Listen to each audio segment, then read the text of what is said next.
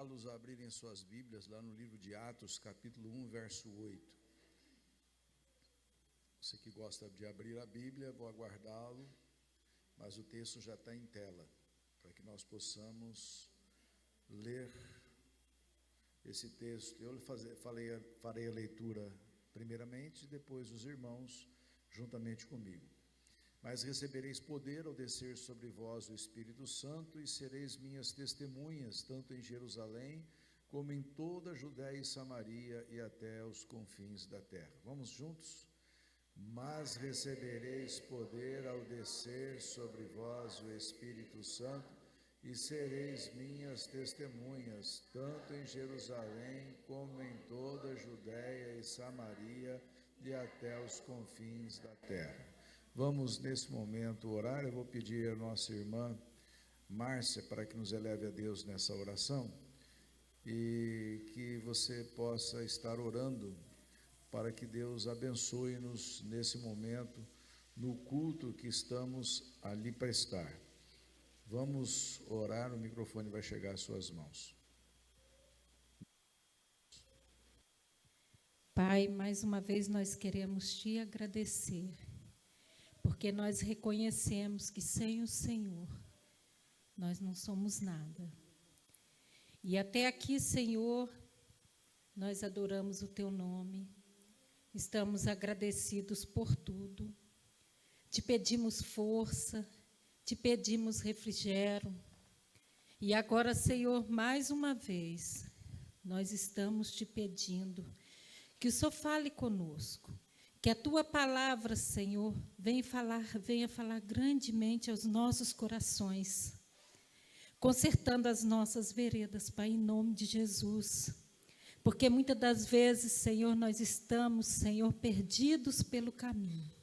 E nesta noite, Senhor, o Senhor venha falar com cada um de nós, nos ensinando, pedimos, Senhor, a Ti, que até o sair desse culto, Senhor, cada um de nós possamos, Senhor, ter a porção, Senhor, da Tua parte, em nome de Jesus. Amém.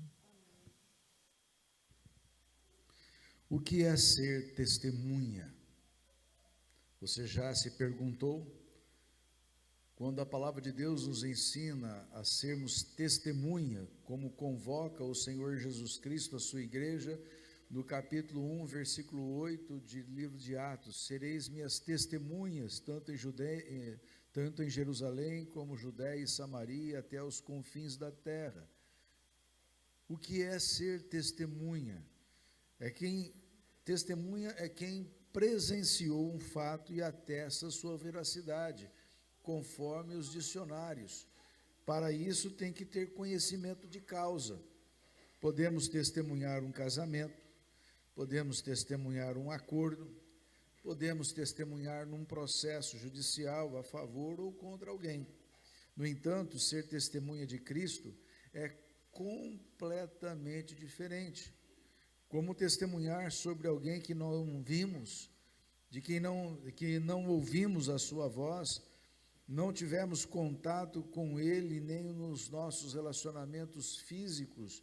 Estamos falando do Cristo histórico que nasceu em Belém da Judéia, viveu na Galiléia, foi mestre, pregava sobre o reino de Deus, foi condenado à morte, crucificado, sepultado, ressurgiu dos mortos e ascendeu aos céus. É desse Cristo que estamos falando.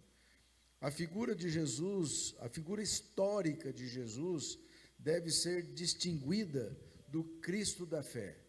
Uma é a figura histórica. Se você perguntar para muitas pessoas se eles conhecem Jesus, eles conhecem a figura histórica, mas eles não conhecem o Cristo da fé, porque o Cristo da fé, o Jesus proclamado Messias e Filho de Deus, pela fé de seus seguidores, inclui ambas as figuras, a do Jesus terrestre, histórico, e do Senhor da glória. Assim nos diz Cunningham. É testemunhar a respeito do Cristo, é mais do que falar sobre o Cristo histórico, mas falar do Cristo vivo como um fator transformador das nossas vidas no presente. Os evangelhos não nos apresentam o Jesus procurado pelos historiadores críticos, mas o Jesus da narrativa da fé, um Jesus apresentado de modo que criamos que ele é o Messias e Filho de Deus, e nesta fé acedamos à vida eterna, conforme nós podemos ver Königs falando a respeito de Marcos 1, versículo 1, e João capítulo 20, versículo 31. O evangelista Lucas narra que antes da ascensão, Jesus deu algumas instruções aos discípulos e depois disse: vós sereis testemunhas disto. Diz ali o texto de Lucas 24, 48. Mas como ser uma testemunha de Cristo? Aqui vão, meus irmãos, alguns detalhes essenciais para que eu e você possamos repensar a nossa vida como cristãos, se somos de fato testemunhas de Cristo. Parece que ser testemunha de Cristo é apenas ter Jesus e acomodarmos nos nossos lares, sem falar de Jesus, sem dar testemunho, sem absolutamente nada.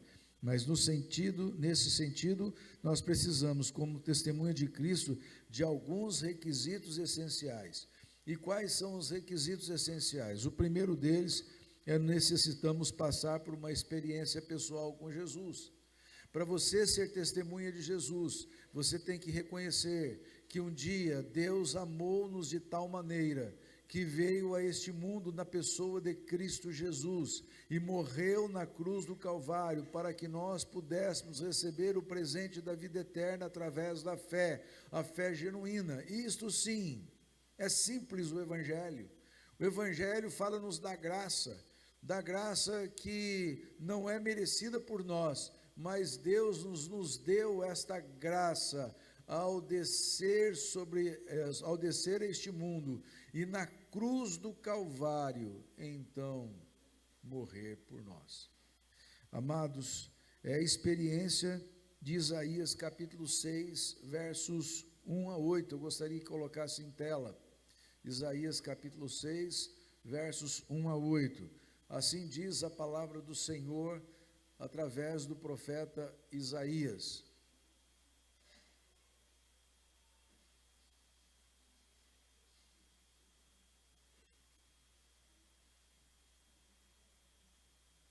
Isaías capítulo 6, versos 1 a 8.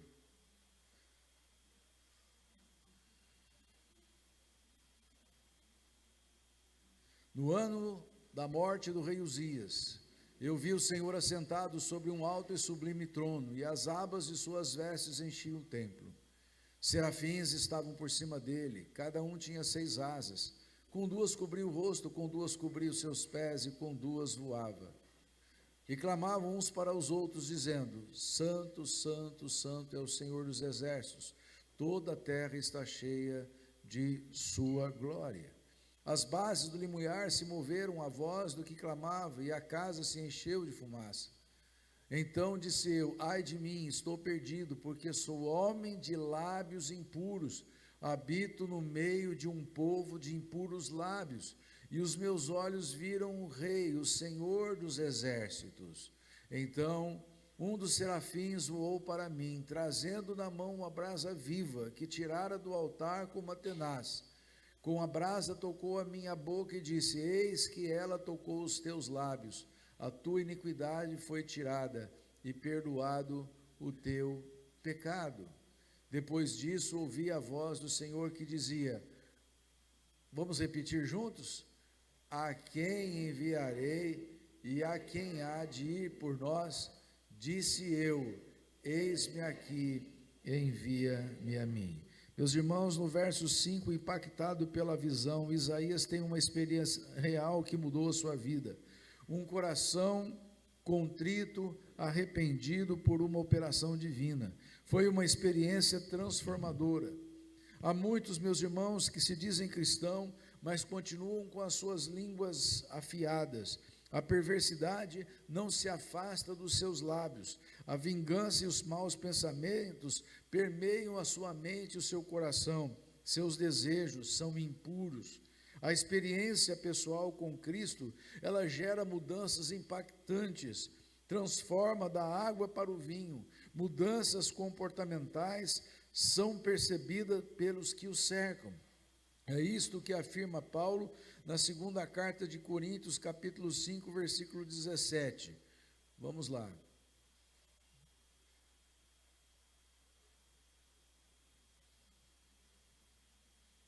E assim, se alguém está em Cristo, é nova criatura. As coisas antigas já passaram, eis que se fizeram novas. Experiências com o Senhor não ficam no abstrato, refletem no mundo concreto. Isaías não apenas reconheceu-se pecador e foi purificado. Depois de ser tocado com a brasa viva do altar, ele se dispôs a anunciar a mensagem do Senhor, conforme os versos 6 e 8 do capítulo 6 do livro de Isaías, aonde nós encontramos estas palavras descritas.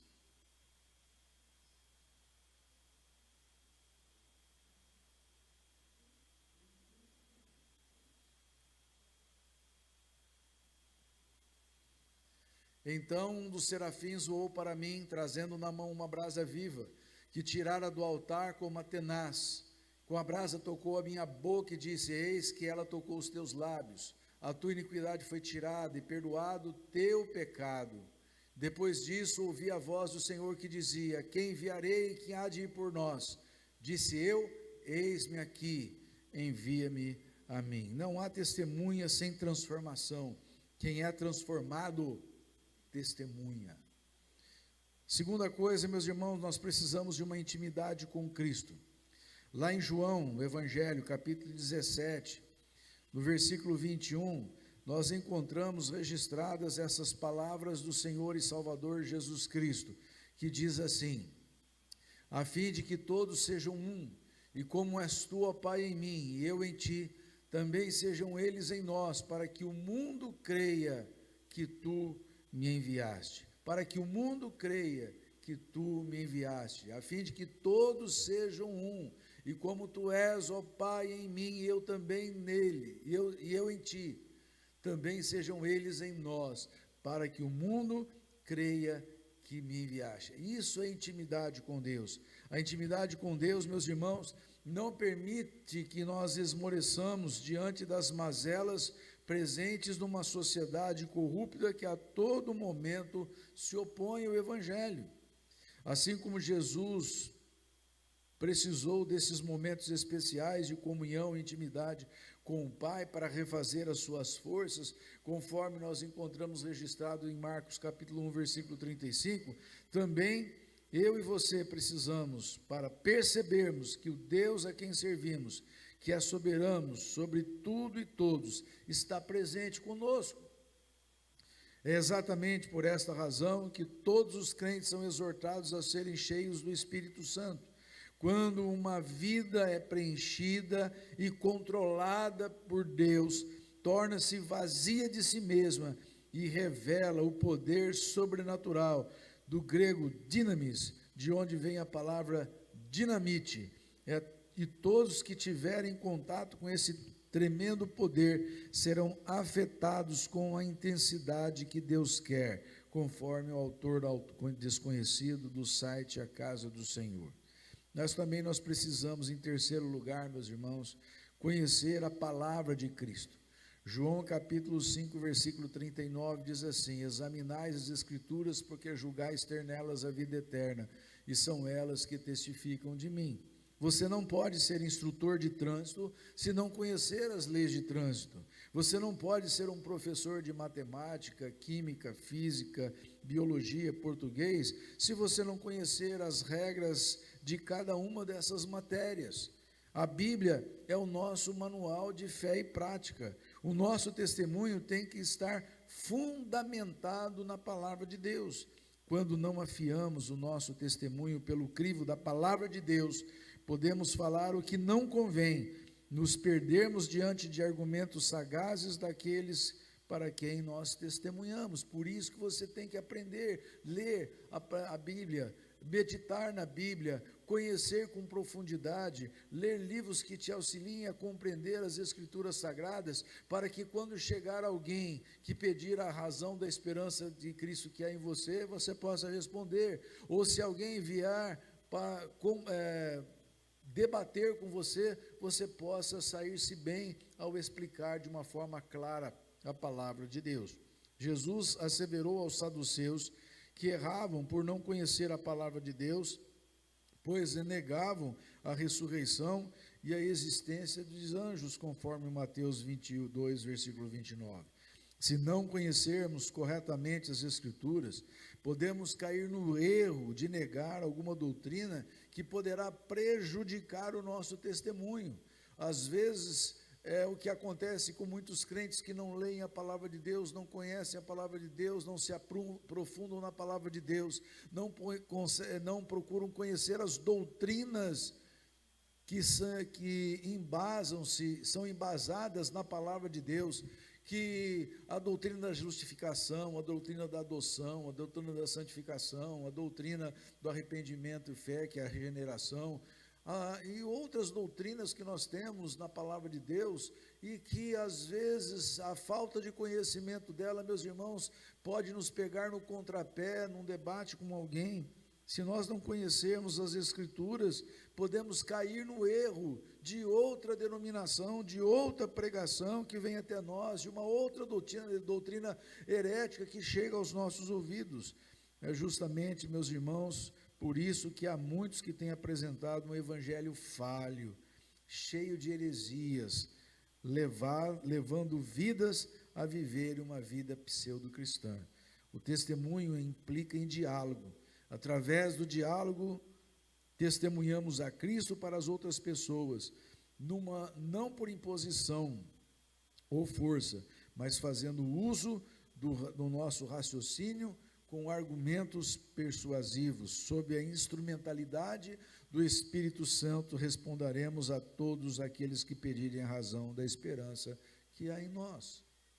Por isso temos o advogado, o Espírito Santo, a quem o Pai enviou em nome de Cristo, para nos ensinar todas as verdades e nos fazer lembrar sobre tudo o que Ele, Cristo, nos disse. Em quarto lugar, nós precisamos de uma vida de santidade. Lá na primeira carta de Pedro, capítulo 1, versículo 16, o apóstolo nos diz: sede santo, porque eu sou santo, diz o Senhor.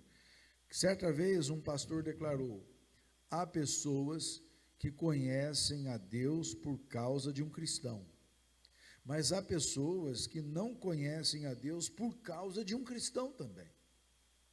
Você faz a diferença. Você, como um cristão, você pode levar a pessoa a conhecer a Jesus, ou então você pode, como cristão, afastar a pessoa de Jesus se você não tiver um envolvimento correto com a palavra de Deus. Somos a luz para o mundo, o sal da terra. Só faremos diferença se formos diferentes. O que fazemos, o que deixamos de fazer, impactará os corações para quem testemunhamos a Cristo. Nossa vida, ela tem que estar alinhada aos padrões de santidade descritos na palavra de Deus. Nem tudo que me é lícito é conveniente. Como testemunhas de Cristo, temos que ter comportamento maduro, seguindo os parâmetros da santidade da palavra de Deus. Você segue esses parâmetros, você lê a Bíblia diz assim: santifica-os na verdade, a tua palavra é verdade. Para você santificar, se você perguntar para mim: pastor, como eu posso me santificar como crente em Cristo Jesus? Leia a Bíblia, obedeça a palavra de Deus, converte o seu coração para a palavra de Deus, tenta entender o que Deus está lhe querendo de dizer, ou está lhe dizendo, para que você possa compreender, a fim de aplicar estas verdades ao seu coração e assim poder fazer aquilo que Deus quer e requer da sua vida. A santidade é assim: quando nós começamos a ler a palavra de Deus, vamos esbarrando nos nossos pecados, vamos encarando os nossos pecados, e assim nós vamos os deixando, e à medida que vamos nos deixando, vamos nos limpando, nos purificando. Esse é o padrão de santidade descrito por Deus. Santo é o que Deus é. Para ser santo, ele não se conforma a um padrão. Ele é o padrão, disse Tozer no passado. Eu quero concluir minha mensagem nessa noite. Os resultados são produzidos por Deus. Ninguém pode vir a mim se o Pai que me enviou não o trouxer, e eu o ressuscitarei no último dia, conforme João capítulo 6, versículo 44. Primeira coisa que você tem que aprender aqui: você só vai chegar a Cristo se Deus levar você até Jesus. Se Deus não te levar até Jesus, você não vai ser conduzido a Cristo. É o que o texto diz: ninguém pode vir a mim se o Pai que me enviou não o trouxer, e eu ressuscitarei no último dia. Em outras palavras, o que eu quis dizer, na verdade, é: ninguém pode ir a Jesus, ninguém pode receber Jesus, se o Pai não permitir isto. É impressionante, mas é assim que a palavra está dizendo. Nossa maior preocupação é dar testemunho brilhante de Jesus, mas os resultados, meus irmãos, pertencem a Deus. Não adianta, você tem que apenas pregar o Evangelho. A conversão é algo que vem de Deus. A operação do Espírito Santo é que vai atuar naquele homem, naquela mulher morta pelos seus delitos e pecados, e vai abrir a sua consciência para entender o Evangelho da graça de Cristo, para que ele possa responder então ao chamado do Evangelho. Caso contrário, se não houver o que nós chamamos de regeneração, ou gerar de novo, se Deus não nos gerar de novo, a palavra de Deus nos diz: se nós não nascermos do alto, se nós não nascermos de cima, se nós não formos gerados novamente, então jamais poderemos conhecer a palavra de Deus. Mas se o teu coração está sendo tocado, se a palavra de Deus está penetrando na sua vida, se algo está se o Espírito Santo está transformando o seu ser, está te conduzindo a uma vida cheia da graça de Deus, com certeza absoluta, o Espírito já atuou na sua vida, já abriu a sua consciência, basta agora então você tomar a decisão de seguir uma vida de santidade, porque a regeneração já ocorreu na sua vida. Amados, testemunhar não é apenas narrar o Cristo histórico como um fato do passado, mas como um fator transformador da história de todos os homens no presente, por meio de uma experiência pessoal com Jesus. E essa experiência só adquirimos no momento em que Deus tocar o nosso coração e abrir a nossa mente, para que entendamos o Evangelho da graça do Senhor e Salvador Jesus, e assim então nos inclinarmos a Ele, rendidos aos pés do Senhor Jesus. Não é por força ou por violência que as almas são transformadas, mas por um testemunho eficiente, usado pelo Espírito Santo. Esse testemunho provém de uma intimidade com Cristo. Quando conhecemos a palavra de Deus a fundo, santificamos nossas vidas e afiamos o nosso testemunho. E com argumentos persuasivos sob a instrumentalidade do Espírito Santo, responderemos a todos que nos pedirem a razão da esperança que há em nós. A santidade é indispensável, ela é imprescindível, pois como sal da terra e luz do mundo, nós impactaremos as vidas dos que nos rodeiam com a maturidade suficiente de homens e mulheres transformados pelo Evangelho da graça. A minha pergunta para você nessa noite é: você tem impactado as pessoas que estão ao seu redor com o seu testemunho? O seu testemunho tem mexido com as pessoas que estão ao seu redor, com seus colegas de trabalho, com seus colegas de escola, com seus vizinhos, com seus amigos, com seus parentes? Será que Cristo tem feito a grande diferença na sua vida, a ponto de você, através do seu testemunho, levar outras pessoas a conhecerem Jesus? Aconteceu isso com você? Você é um cristão regenerado pela graça de Deus? Então você tem que testemunhar, para que através do seu testemunho haja frutos. O restante, meus irmãos, é com Deus. pois o Espírito Santo é que convence o ímpio do pecado, do juízo e da justiça. Cabe-nos apenas ser testemunhas fiéis. Que Deus nos abençoe. Amém.